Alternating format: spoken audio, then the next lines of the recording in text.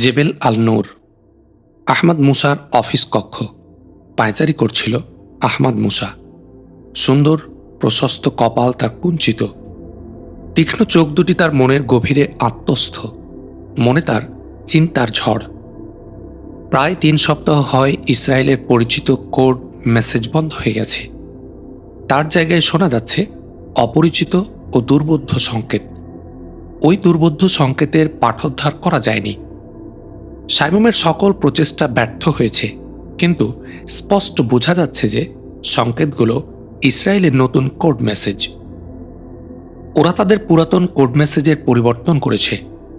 আরব বিশ্বে নতুন করে স্পাইরিং গড়ে তোলারই এটা হয়তো পূর্ব প্রস্তুতি।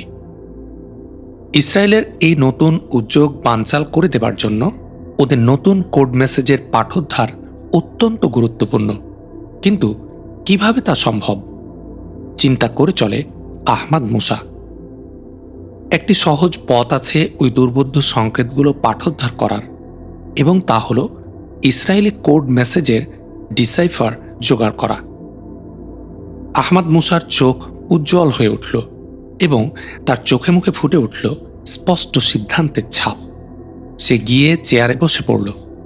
তার কণ্ঠে স্বগত উচ্চারিত হল, হ্যাঁ, যেমন করেই হোক ইসরায়েলের কবল থেকে তাদের ডিসাইফার জোগাড় করতে হবে। টেবিলে রক্ষিত লাল টেলিফোনটি তুলে নিয়ে আহমদ মুসা রেডিও রুমে কামালকে ডেকে বলল, তেল আবিবে লাইন নিয়ে মাহমুদকে ডাকো, আমি আসছি। কথা শেষ করে টেলিফোনের রিসিভার যথাস্থানে রেখে দিয়ে আহমদ মুসা উঠে দাঁড়াল। দ্রুত পদক্ষেপে এগিয়ে চলল সে রেডিও রুমের দিকে। রেডিও রুমে ঢুকতেই কামাল আহমদ মুসাকে সালাম জানিয়ে বলল, মাহমুদ ভাই আসছে জনাব।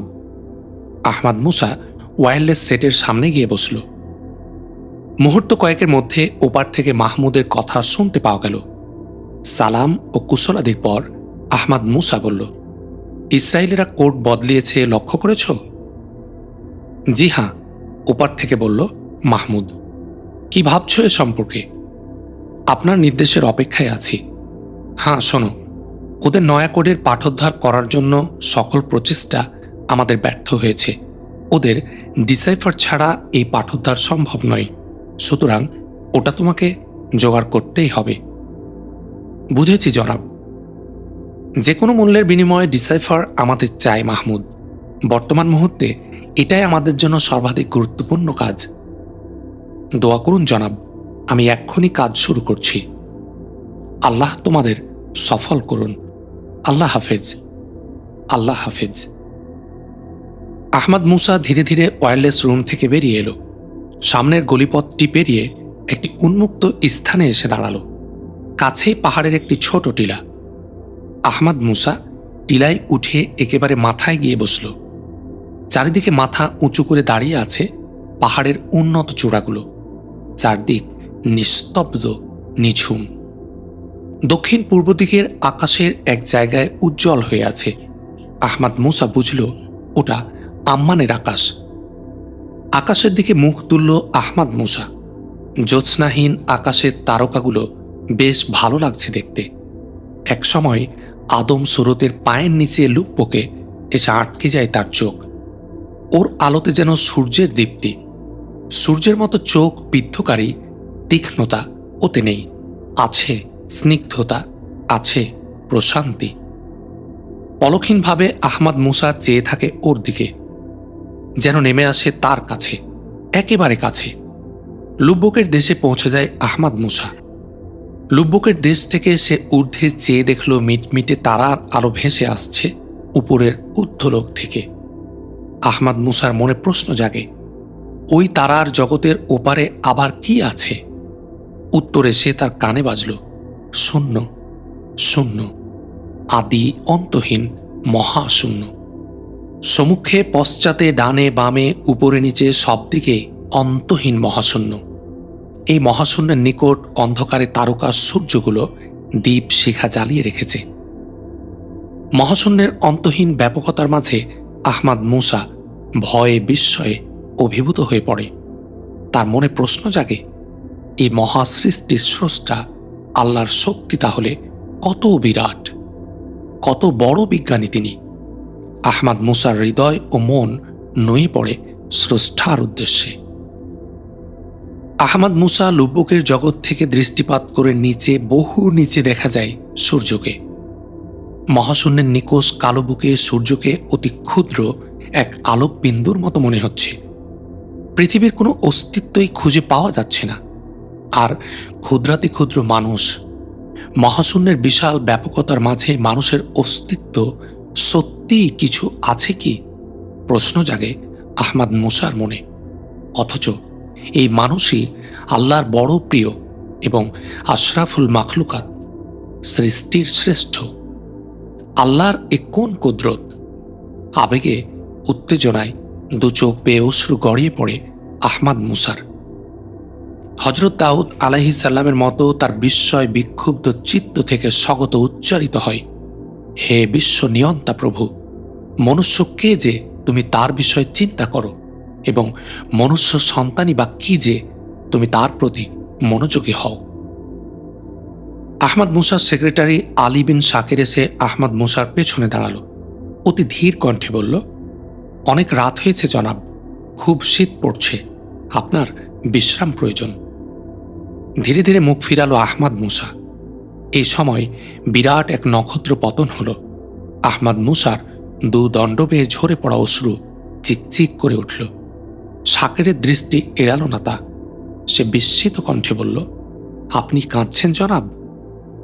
আহমাদ মুসার মুখে ফুটে উঠল এক টুকরো প্রশান্ত হাসি। সে বলল, এ হারানোর কান্না নয় শাকের, পাওয়ার কান্না। আমার আল্লাহকে আমি এমন নিবিড়ভাবে কোনো দিন পাইনি। আকাশের দিকে চেয়ে দেখো, তারায় তারায় শুধু তারই হাতছানি। নিঃসীম মহাকাশের আলো আধারির মাঝে তারই শুধু লুকোচুরি খেলা। বলতে বলতে আহমাদ মুসা উঠে দাঁড়ালো। শাকের মন দিয়ে আহমাদ মুসার কথাগুলো শুনল, কিছুই বলল না মুখে। কথা বাড়ানো উচিত নয়, তাদের প্রিয় নেতার বিশ্রাম এ সময় অত্যন্ত জরুরি। আগে আগে চলল আহমাদ মুসা, পিছনে শাকের। আহমাদ মুসাকে শয়নকক্ষে পৌঁছে দিয়ে শাকের তার ঘরের দিকে পা বাড়াল। Tel Aviv. মাহমুদ চিন্তান্বিত মুখে ওয়্যারলেস রুম থেকে বেরিয়ে এলো। মাথায় তার একরাশ চিন্তার জট। ধীরে ধীরে এসে ড্রয়িং রুমের সোফায় বসল। ইসরায়েলিদের হাত থেকে ডিসাইফার উদ্ধার করা চারটিখানি কথা নয়। মাহমুদ সমস্ত ব্যাপারটা একবার চিন্তা করে দেখল। ডিসাইফার হাতে পেতে হলে অনেকটা পথ তাকে পাড়ি দিতে হবে। প্রথমে তাকে খুঁজে দেখতে হবে ডিসাইফারের খোঁজ কোন কোন ব্যক্তির কাছে পাওয়া যেতে পারে। দ্বিতীয়ত, ওই সব ব্যক্তির মধ্যে কার কাছ থেকে ডিসাইফারের খবর বের করে নেওয়া সহজ হবে তা নির্ধারণ করতে হবে। তৃতীয়ত, ডিসাইফার উদ্ধারের ব্যবস্থা করা। মাহমুদ গোটা পরিকল্পনাটিকে আরেকবার আগাগোড়া ভেবে দেখল। তারপর প্রথম বিষয়টির প্রতি মনোনিবেশ করল। সে চিন্তা করে দেখল, ডিসাইফার কোনো গোপন স্থানে রক্ষিত আছে। তা কাদের পক্ষে জানা সম্ভব? তাদের মধ্যে প্রধান হলেন 1. মন্ত্রী, 2. দেশরক্ষা সেক্রেটারি, 3. মোসাদ প্রধান এবং 4. সিনবেদ প্রধান ইত্যাদি। এদের মধ্যে দেশরক্ষা মন্ত্রীকে হিসেবের বাইরে রাখা উচিত। এখন অবশিষ্টদের মধ্যে কার নিকট থেকে তথ্য বের করা সহজ হবে? মাহমুদ ভাবল, এটা সূক্ষ্ম বিচার বিবেচনার প্রশ্ন। ডসিয়ার আলোচনা ছাড়া এ প্রশ্নের সমাধান অসম্ভব। সোফা ছেড়ে মাহমুদ উঠে দাঁড়াল। গৃহাভ্যন্তরে প্রবেশ করে একটি গোপন সিঁড়িপথ পেয়ে সে প্রবেশ করল ভূগর্ভস্থ একটি কক্ষে, রেকর্ড রুম। মাহমুদ ডসিয়ার সেকশনে গিয়ে বসল। টেনে নিল সিনবেদ প্রধানের ডসিয়ার ফাইল। গভীর মনোযোগ নিবিষ্ট করে সে ফাইলটিতে। ফাইল শেষ করে হাতে তুলে নিল মোসাদ প্রধানের ডসিয়ার। শেষ করে ওটাও রেখে দিল সে ফাইল কেবিনে। দেশরক্ষা সেক্রেটারি এরহান সালচকের কোনো ডসিয়ার সাইমুমের এই স্থানীয় রেকর্ড রুমে নেই। এরহান সালচক স্বরাষ্ট্র বিভাগ থেকে সদ্য আগত এবং স্বরাষ্ট্র বিভাগেও তার চাকুরির মেয়াদ বেশি দিনের নয়। হয়তো এ কারণে অপ্রয়োজনীয় বিবেচনায় তার ডসিয়ারই তৈরি হয়নি। সিনবেদ প্রধানের ডসিয়ার থেকে তার যে চরিত্র পাওয়া গেল তা হল তিনি ঠান্ডা মাথা, নির্লিপ্ত মেজাজ, তীক্ষ্ণ বুদ্ধি কর্তব্যপরায়ণ ও বিশ্বাসী। মাহমুদ ধীরে ধীরে মাথা নাড়ল। এ বড় শক্ত চিজ, এ ভাঙবে কিন্তু মচকাবে না। মোসাদ প্রধানও মোটামুটি একই চরিত্রের, তবে সিনবেদ প্রধান অপেক্ষা অধিকতর কূটবুদ্ধি ও হিংস্র। তার চরিত্রের বড় একটি দুর্বল দিক হল নারীর প্রতি মাত্রাতিরিক্ত মোহ।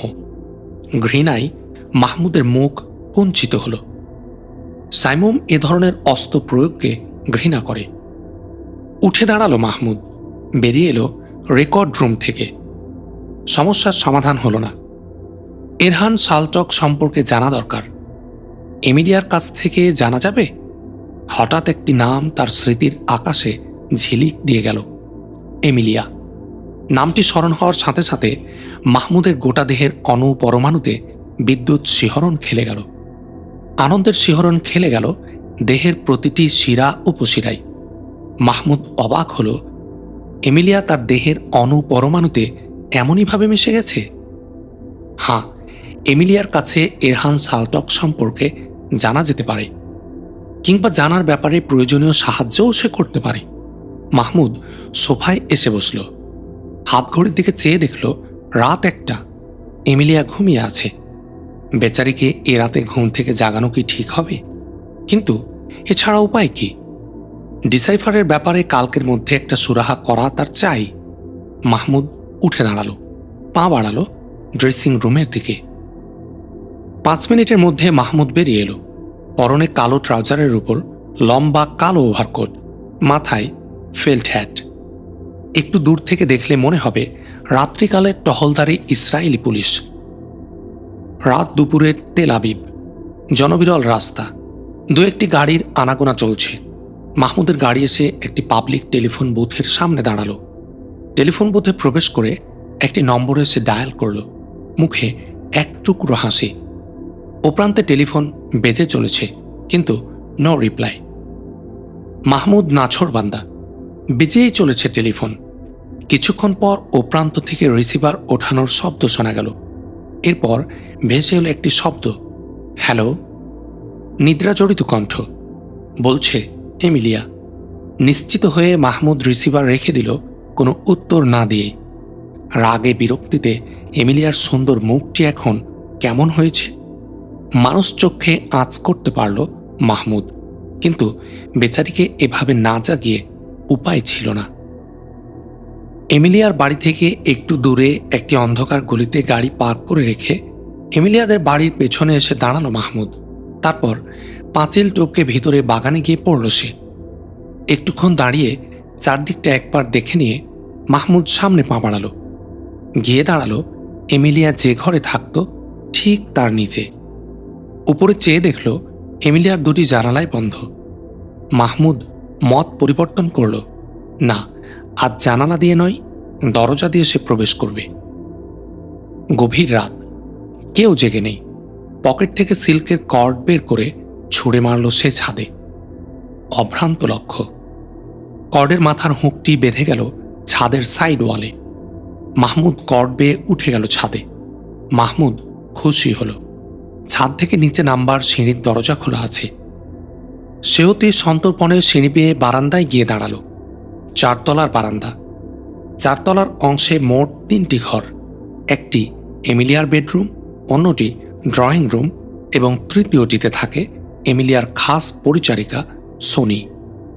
সর্বদক্ষিণের ঘরটি এমিলিয়ার শয়নকক্ষ। শয়নকক্ষের দরজায় গিয়ে মাহমুদ দাঁড়ালো।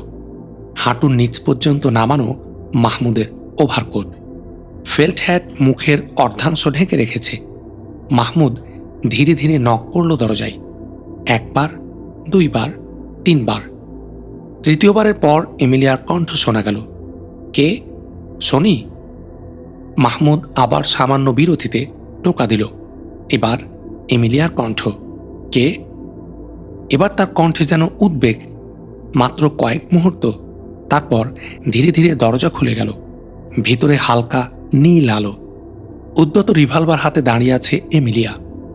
রিভলভারের চকচকে নল মাহমুদের বুক লক্ষ্য করে সাপের জিহবার মতো যেন লক লক করছে। ট্রিগারে রাখা এমিলিয়ার তর্জনটি উত্তেজনায় কাঁপছে।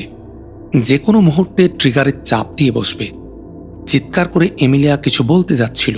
মাহমুদ তর্জনীটি ঠোঁটে ঠেকিয়ে চুপ করার ইঙ্গিত করল এবং পর মুহূর্তে মাথা থেকে ফেল্ট হ্যাট ছুঁড়ে ফেলে দিল মাহমুদকে চিনতে পেরে এমিলিয়া রিভলভার ছুঁড়ে ফেলে দিয়ে দুহাতে মুখ ঢেকে বসে পড়ল। মাহমুদ একটু এগিয়ে এমিলিয়াকে বলল, ভয় পেয়েছ? এমিলিয়া মুখ তুলল। তার মুখে আনন্দ ও বিস্ময় দুটোই। বলল, যদি গুলি করতাম? মাহমুদ ঘরে প্রবেশ করে বলল, কি হতো আর, এভাবে মৃত্যু থাকলে মরে যেতাম। এমিলিয়া দরজাটি বন্ধ করে দিয়ে এসে মাহমুদের ওভারকোটের বোতাম খুলতে খুলতে বলল, ইস, তাহলে কি হতো? হতো আর কি, ডেভিড বেনগুরিয়ানের নাতনি তুমি, ভাবতে এক দুঃস্বপ্ন দেখছিলে। না, আমি শুধু ডেভিড বেনগুরিয়ানের নাতনি নই, আমি। কথা শেষ না করেই থামল এমিলিয়া।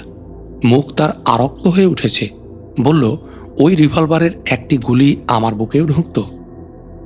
কিন্তু নিয়ম তো এ নয় এমি। কেন?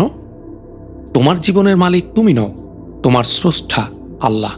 সুতরাং ইচ্ছা করলেই তুমি তোমার জীবনের উপর স্বেচ্ছাচার চালাতে পারো না, এ অধিকার তোমার নেই। কিন্তু ওই দুর্বহ বেদনার ভার বহন করা, তবু তাই করতে হয়। শত দুঃখ বেদনার পারাবার পাড়ি দিয়ে আল্লাহর বান্দা হিসেবে তুমি তোমার জীবনকে সার্থক করে তুলবে, এটাই জীবনের স্বাভাবিক দাবি। বড় কঠিন এটা, কঠিন কিন্তু স্বাভাবিক। মাহমুদের গা থেকে ওভারকোট খুলে নিয়ে রেখে দিয়ে এমিলিয়া বলল, একটু বিশ্রাম নাও, তোমাকে খুব ক্লান্ত দেখাচ্ছে। বলে সে মাহমুদকে ইজি চেয়ার এগিয়ে দিল। মাহমুদ বলল, তুমিও বসো। বসছি, বলল এমি। কিন্তু সে বসল না। ইজি চেয়ারের পিছনে দাঁড়ালো এমিলিয়া। তার হাতের আঙ্গুলগুলো মাহমুদের জামার কলার নিয়ে খেলা করতে লাগলো। ফিসফিস করে এক সময় বলল, রাতে ক ঘন্টা ঘুমাও? কোনোদিন সারা রাত, কোনোদিন 1 ঘন্টাও না। এমন করলে শরীর ভালো থাকে বুঝি?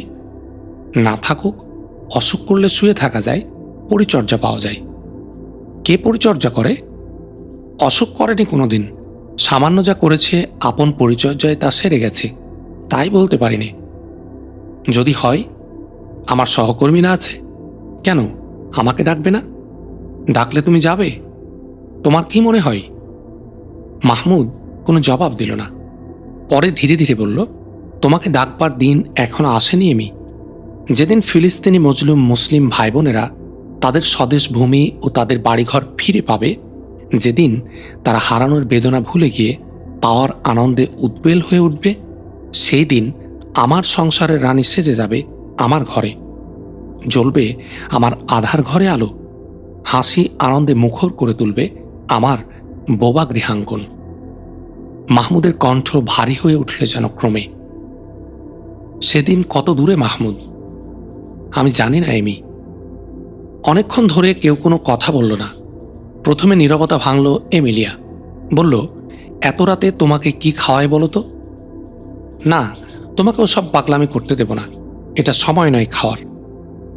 ফল মিষ্টি খেতে দোষ নেই, মাত্র 2 মিনিট, আমি আসছি। একটু পর রেফ্রিজারেটর থেকে আঙ্গুর, কেক প্রভৃতি কয়েক ধরনের খাবার এনে এমিলিয়া হাজির করল। মাহমুদ এমিলিয়াকেও বসালো। খেতে খেতে মাহমুদ বলল, খুব ভয় পেয়েছিলে না? মুখে পুড়ে দেয়া কেকের টুকরা ভালো করে গিলে নিয়ে এমিলিয়া বলল, ওই টেলিফোনটাও তাহলে তুমিই করেছিলে না? মাহমুদ হাসতে লাগল। এমিলিয়া বলল, ওই ভুতুড়ে টেলিফোন পাওয়ার পরেই রাত দুপুরে যদি দরজায় টোকা শোনা যায় এবং জিজ্ঞেস করেও তার কাছ থেকে যদি জবাব না পাওয়া যায়, আর দরজা খুলে যদি দেখা যায় ফেল্ট হ্যাটে মুখ ঢাকা কালো আলখেল্লা মোড়া এক মনুষ্য মূর্তি, তাহলে ভয় করবে না বুঝি? একটু থেমে এসে আবার বলল, টেলিফোন ছেড়ে দিয়েছিলে কেন? বলে আসলেই পারতে। হ্যাঁ, তোমাকে টেলিফোনে বলে কয়ে আসি, আর তোমাদের টিকটিকি মহাশয়রা আমার অভ্যর্থনায় তোমাদের বাড়ির গেটে দাঁড়িয়ে থাকুক। তাহলে টেলিফোন করলে কেন? তোমার ঘুম ভাঙানোর জন্য। এখানে এসে তো ডাকতে পারতাম না। তোমার এত বুদ্ধি! তোমার সাবধানতা দেখে আমি খুশি হয়েছি আমি। ভবিষ্যতেও তুমি এমনই সাবধান থেকো। খাওয়া শেষ হয়ে গেল। মাহমুদ ঘড়ি দেখল, রাত প্রায় 2টা। প্লেটগুলো নিয়ে উঠে দাঁড়ালো এমি। মাহমুদ বলল, তোমার সাথে জরুরি কিছু কথা আছে। এমি বলল, আসছি। এমি প্লেটগুলো রেখে এসে সামনের চেয়ারটিতে বসে বলল, বলো। মাহমুদ তার ইজি চেয়ারটি টেনে নিয়ে এমিলিয়ার আরও কাছে গিয়ে বসল। এমিলিয়ার চোখে চোখ রেখে অতি নিচু গলায় বলল, তোমার কিছু সহযোগিতা চাই এমি। এমিলিয়ার চোখ দুটি উজ্জ্বল হয়ে উঠল। বলল, বলো, আমি রাজি। দেশরক্ষা সেক্রেটারি এরহান সালটককে তুমি চেনো? চিনি। কেমন চেনো? ভালোভাবে চিনি। ওর মেয়ে আমার ক্লাসমেট। ওদের বাসার মাঝে মাঝে যাই। এরহান চাচাজি আমাকে খুব স্নেহ করেন। এরহান সালটকের মেজাজ ও চরিত্র সম্পর্কে কিছু বলতে পারো? সৎ চরিত্র, কর্তব্যপরায়ণ ও বিশ্বাসী কর্মচারী বলে ওনার খুব সুনাম আছে। আর মেজাজ একটু খিটখিটে ধরনের বলেই আমার মনে হয়। কেন? সামান্য কারণেও ওকে মাঝে মাঝে আমি খুব বেশি রেগে যেতে দেখেছি। যেমন কারো কোথা থেকে আসতে একটু দেরি হওয়া ইত্যাদি। মাহমুদ আর কিছু বলল না। পাওয়া সূত্রগুলো নিয়ে চিন্তার অতলে ডুব দিল সে। চোখ দুটি তার বুঝে গেল, যা সে জানতে চেয়েছিল তা সে পেয়েছে। সালটকের এই খিটখিটে মেজাজের অর্থ তার প্রতিরোধ শক্তি কম। এ ধরনের লোকের কাছ থেকে ভয় দেখিয়ে কিংবা চাপ দিয়ে কথা আদায় করা যায়। ডিসাইফারের খবর সালটকের কাছ থেকেই জোগাড় করতে হবে। মাহমুদ চোখ খুলল, দেখল এমিলিয়া পলকহীন দৃষ্টিতে তার দিকে তাকিয়ে আছে। বলল মাহমুদ, ভাবছিলাম এমি। কি ভাবছিলে? তোমার সালটক চাচাজির মুখ থেকে আমাদের একটা কথা বের করে নিতে হবে। তা সম্ভব কিনা তাই চিন্তা করছিলাম। কি কথা জানতে পারি কি? মাফ করো, আমি নিছক জানার আগ্রহ নিয়ে এ কথা বলছি না। যদি কোনো সাহায্য করতে পারি সেই উদ্দেশ্যে। আমি তা বুঝতে পেরেছি এমি। একটু থামল মাহমুদ, তারপর আবার বলল, ডিসাইফার চিনো? কোড এক্সপ্লেনেশন যাতে লেখা সেই বই, কিংবা কোড মেসেজের ব্যাখ্যাকারী বই তো? হ্যাঁ, ঠিকই চিনেছ। দিন 15 হয় ইসরায়েল তাদের পুরনো কোডের পরিবর্তন করে নতুন কোডের প্রবর্তন করেছে। এই নতুন কোডের যে ডিসাইফার বুক ইসরায়েলের কাছে আছে সেটা আমাদের প্রয়োজন। এই ডিসাইফার কোথায় রাখা হয়েছে সেটাই আমরা জানতে চাই, তোমার চাচাজানের কাছ থেকে। তিনি কি বলবেন? সহজে কি বলবেন? বলতে বাধ্য হবেন। ডিসাইফারের কিছু সন্ধান বোধহয় আমি জানি। জানো তুমি? মাহমুদের কণ্ঠে ঝরে পড়ল একরাশ বিস্ময়। হ্যাঁ, আমি জানি। মাহমুদের বিস্ময় তখনও কাটেনি। মুহূর্ত কয়েক পর সে ধীর কণ্ঠে বলল, কি জানো? কতটুকু জানো এমি? না, বলবো না।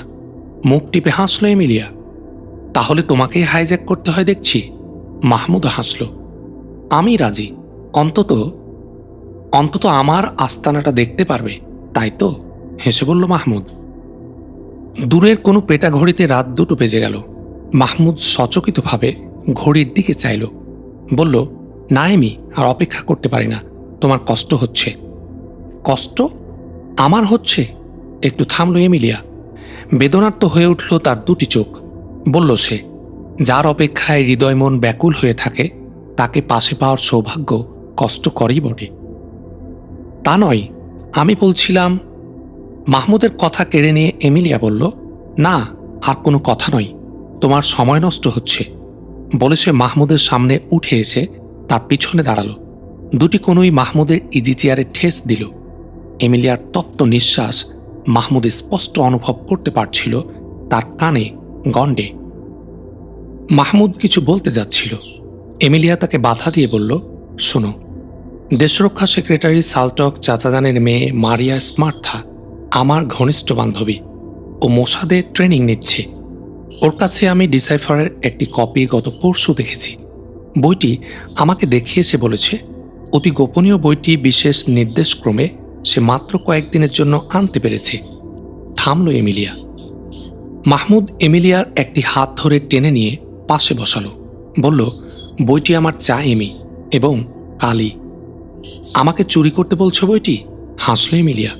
মাহমুদ বলল, না, তোমার বান্ধবীকে আমরা বিপদে ফেলতে চাই না। তাছাড়া চুরি করলে ওরা জানতে পারবে। তাতে আমাদের খুব বেশি লাভ হবে না। তাহলে বইটির পৃষ্ঠা সংখ্যা কত হতে পারে? 150-র বেশি হবে না? আচ্ছা, তুমি যদি ওখানে গিয়ে বইটি দেখো বা পড়ো, তাহলে তোমার বান্ধবী আপত্তি করবে? না।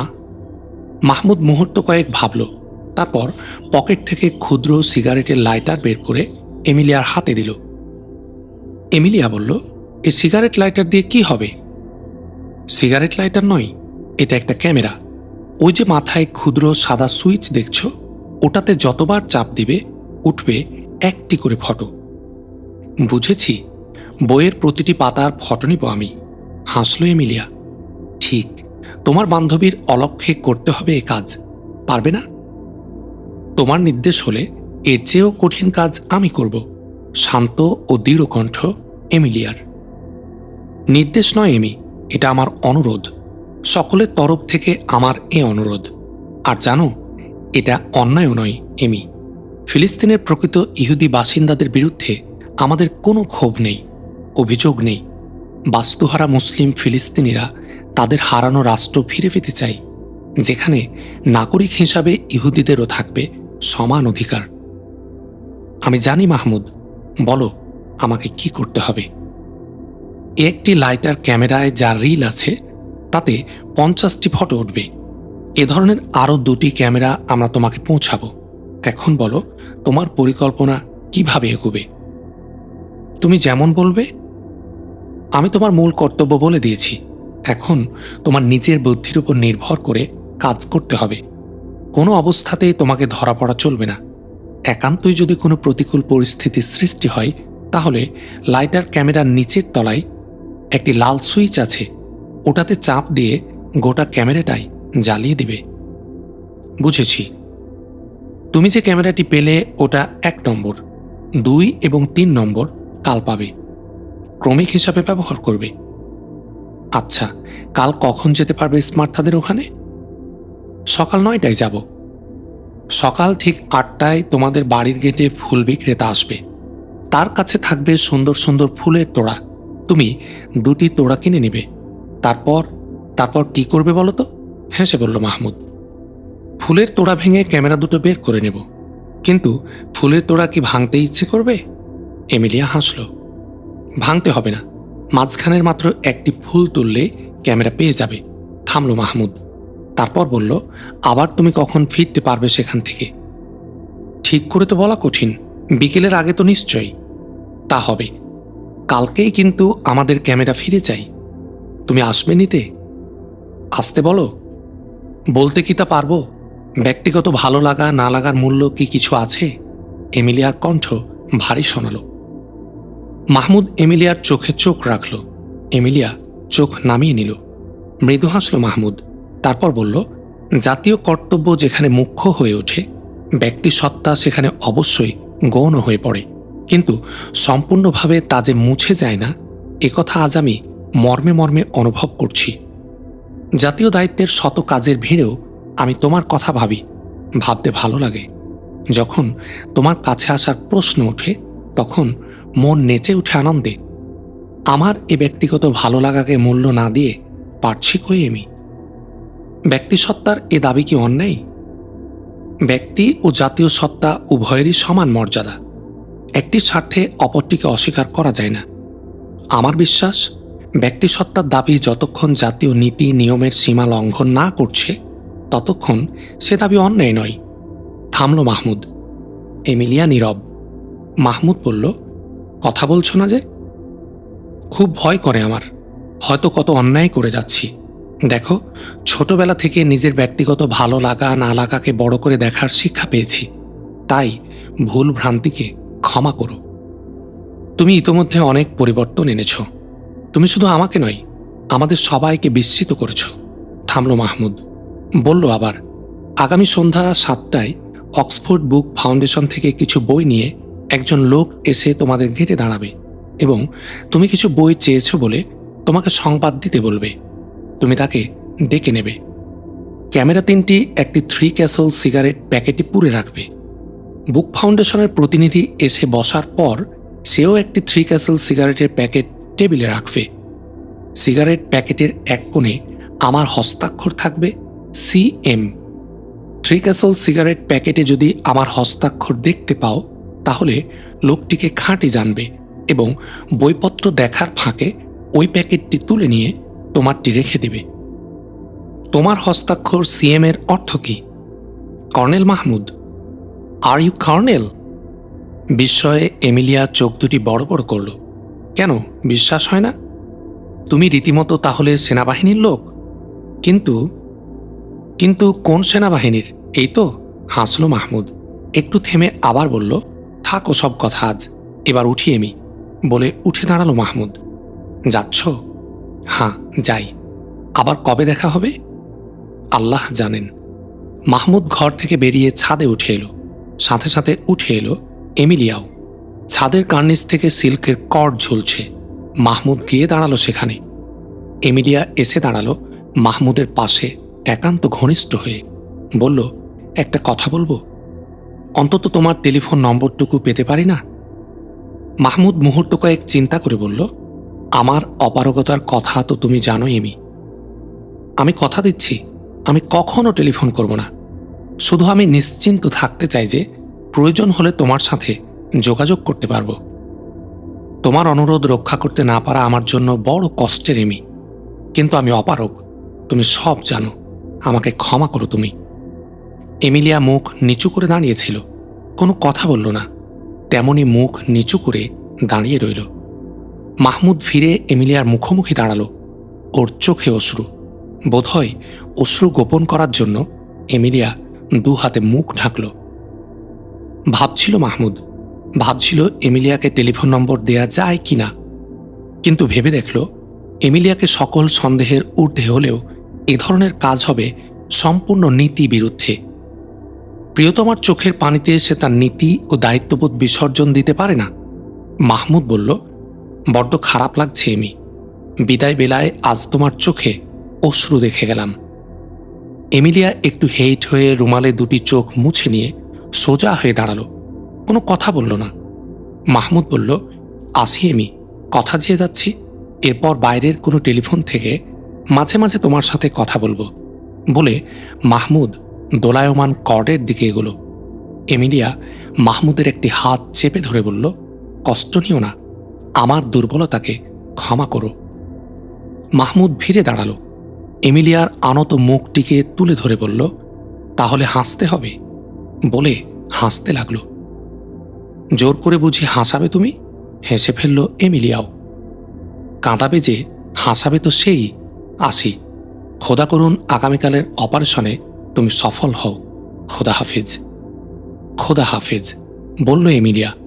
মাহমুদ সিল্কের কর্ড ধরে ঝুলে পড়ল।